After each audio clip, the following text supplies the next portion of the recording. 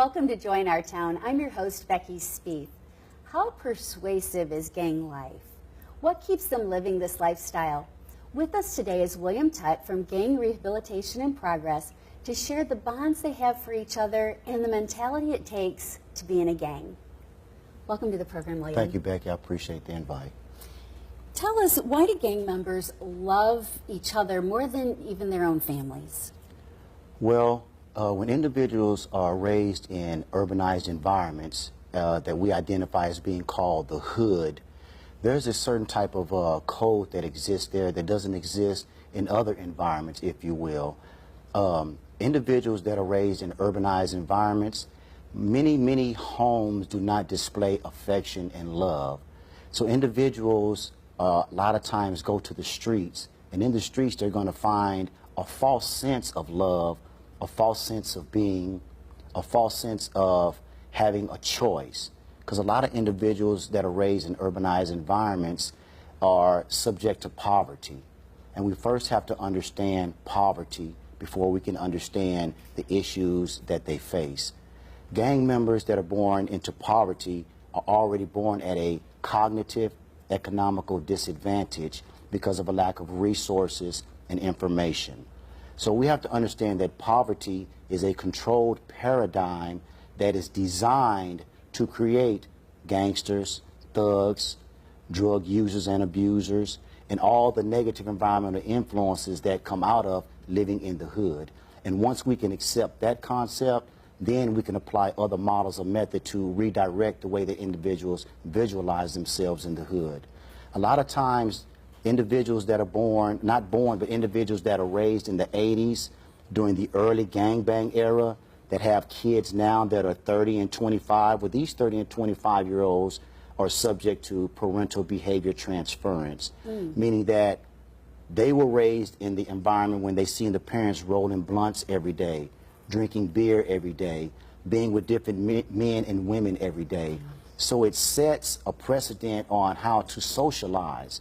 And since there is not a great amount of love and affection in the home, they're going to look for it in the streets. And it's not really true love then, is it? It's never true love. It's always what we call in psychology a false sense of love. And what I mean by that is, it's like, I'll die for my homies. I love my homies. But do you really love them?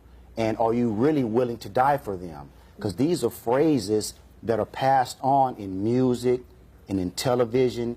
And when you hear negative repetition over a period of time every day, you believe these concepts. You believe these ideologies. You believe the things that you are hearing because your environment is also supporting what you're hearing. Why are the Crips and Bloods at war with one another? I'm going to tell you why. It started back in the early 70s. Nobody even can remember why Crips and Bloods are at war. But the hatred has been passed along throughout the United States in various cities. And it's uncontrollable. And individuals are raised to hate someone because of a color or because of a geographical location where they have no choice to live in. So we have already spread this disease of hatred, and the disease has to be stopped. And the only way that it can be stopped is if cognitive therapy is applied in order for you to see how your vision in your community is. Because when I ask some of my clients, I say, how do you view your hood? How do you view your community? Oh, man, that's where I hustle at. That's my hood. That's where I get my bang on. It's not a community. It's not a place to raise my kids. It's not a place where I'm going to job fairs. I'm learning how to write resumes, or that the environment is promoting that. Because, see, many of these individuals are subject to environmental dictation. The environment dictates 90% of the choices that you make, how you walk, how you talk, and how you dress. Because when individuals come into my program, I ask them, why are you sagging? Why do you have your rear end hanging out like that? And they just look at me because they don't know. And then I explain to them about environmental dictation. It's what your environment is dictating that promotes that behavior. Because when you go to court, you don't dress like that. When you go to Alamo Heights, when you go to Windcrest, when you go to Churchill area, you don't dress like that. you pull the chair up, you turn the music down, you put the alcohol away. But when you get back into your urban environment, your hood, you get back into your comfort zone. And then you have what's called positive peer reinforcement, where everybody's doing it, so it's okay, even though it's not okay. So we have to change the perception on how I view myself in my community. What is your environment dictating to you right now at this time? Is it dictating furthering your education, involving yourself in a career path, or is it dictating guns, drugs, violence, prostitution, the use of sale of drugs? So we have to be careful about the way we perceive our environment and how we respond to the stimuli in our environment. And I'm saying that because individuals in urbanized environments, we are taught to respond emotionally. Oh man, they shot at Tuck. What? Let's go get them. Instead of somebody saying, hold up, wait a minute. If we respond, one black is going to die, one or two are going to go to prison. So the system wins 2 for 1, and the race stays divided. How can Black Lives Matter to me, to black people, if it doesn't matter to us first? Right. We have a division in our race, and that division has to be evaporated, has to go away so that we can walk on one path. I am so sick and tired of my people only coming together when another race says something or does something to us. Do you think that the war will ever end between the Crips and the Bloods? I don't think that the war will ever end between the Crips and the Bloods because the hatred is still there. Once we deal with the hatred, the reason why, then we can deal with the hatred, then we can apply cognitive therapy to change the way that you process information. Because we have individuals in my program that feel as though they have to pack a gun every day for safety. This isn't Baghdad, this isn't Iraq or Iran. You understand what I mean? But they feel more protected this way because of what the music and the movies and the videos dictate. And we have to stop looking up to these individuals that are dictating these messages to us, because 9 out of 10 of them are not living these lives. These guys are millionaires. Do you think that they're really on the streets hustling and selling drugs? But all they're doing is keeping up what's called an NBC, a negative behavior cycle that individuals in urbanized environments are caught up in. So tell me more about the cognitive behavior therapy. You've mentioned it a couple of times. Tell me more what that truly means, and maybe give an example. Okay. Cognitive therapy means that you have, let's deal with psychology first. Psychology is the study of people in their environment, okay? So in order to understand urban psychotherapy, you have to be in the environment. You have to interview the people. You have to talk to the people. You have to be in their homes to see the constraints that they're living up under. Because poverty, as I said in the beginning, is designed to create stress, anxiety, and depression. And all of these negative factors, number one, lead to health issues, and number two, affect your cognitive processing. So in order to change the way that you view yourself and your hood and your community and the information there, you have to go under cognitive therapy treatment to say, hey, you have a problem. Because I could say, Becky, you have a scratching problem. You could say, no, I don't, Mr. Tut. And I say, wait a minute, let me videotape you. And then you'll say, you know what, you're right. Because they are living these lives, negative environmental influences every day, and think that it is the normal way to live. And the only time that we realize that it's not the normal way to live is when we're incarcerated, because we're sober and we can think. And then we realize, man, I should not have killed that individual just because he was a Crip or just because he was a Blood, because that is not a significant reason to take someone's life. It's not.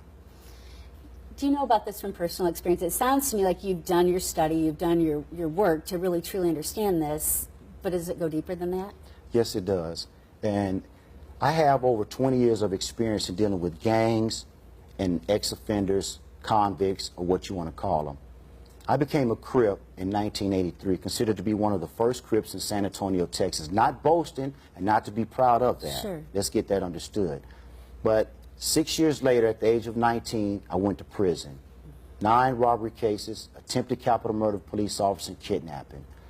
By the grace of God and God only, I only ended up getting convicted of 2 robbery cases. Ended up spending 13 years in prison and 15 years on parole. But for the last 20 years, I've been on this crusade to change the way that gang members view themselves.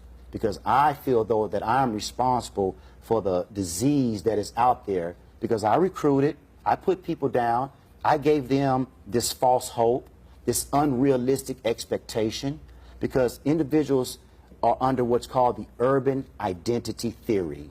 And this means that my environment tells me to buy a 1988 Chevy at $200, and then for me to put $2,000 to $5,000 worth of rims on it.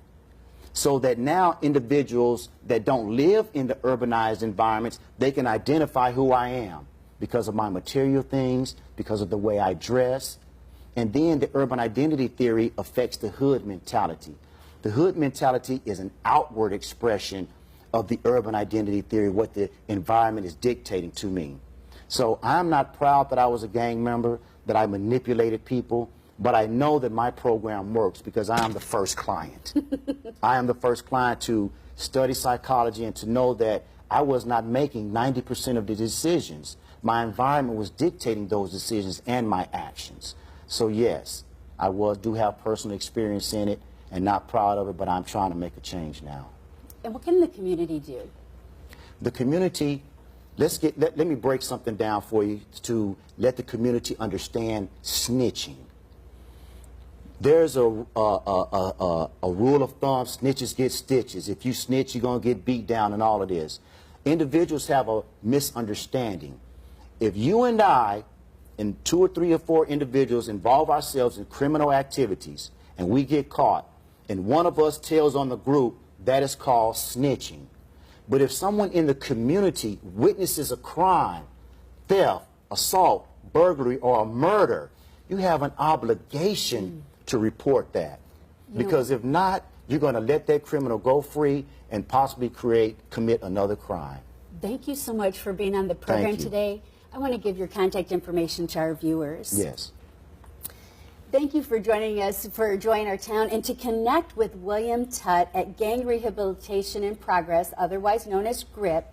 He can be reached at 4418 Chesapeake, San Antonio, Texas 78220, or by phone at 210-245-0334, or on the World Wide Web at www.gripprogram.net. Thank you for joining us for Joy in Our Town, and stay tuned because there's more to come.